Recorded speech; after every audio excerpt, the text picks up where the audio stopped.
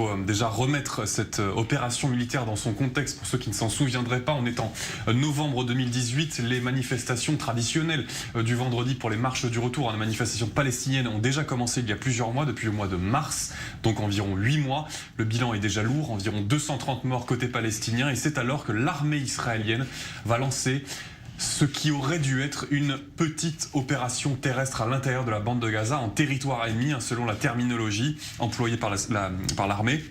La censure militaire nous interdit de donner la nature de cette opération, le réel objectif de cette opération, mais il s'agirait d'une opération militaire de surveillance, alors soit pour installer des instruments d'écoute, soit pour installer des instruments de détection de tunnels.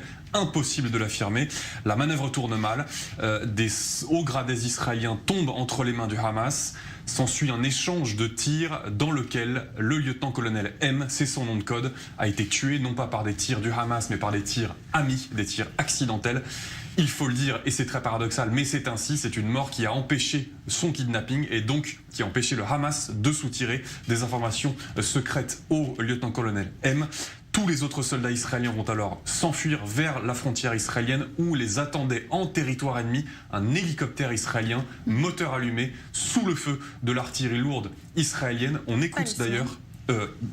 palestinienne, vous avez raison. On écoute d'ailleurs des enregistrements très tendus de cette communication entre le pilote de l'hélicoptère israélien et les soldats en détresse qui tentaient de le rejoindre. La rampe est ouverte, les soldats sont autorisés à rentrer. Les soldats rentrent, les soldats rentrent. Combien y en a-t-il? Combien y en a-t-il? Compte les soldats. On a besoin que tu nous dises combien de soldats. On ne peut pas décoller sans ça.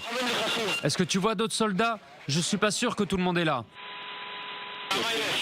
Je regarde tout de suite. Il y a beaucoup de tirs autour de nous.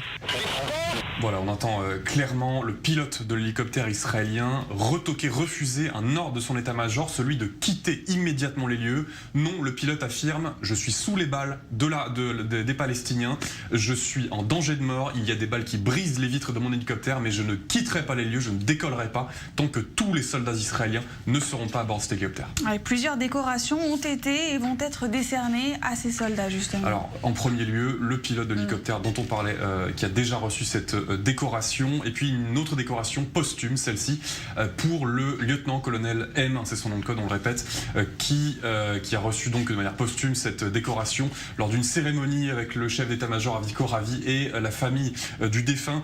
Une décoration et puis une lettre également écrite à plusieurs mains, celle de tous les soldats qui ont survécu à cette opération, dont celui qui avait tué accidentellement ce lieutenant-colonel M.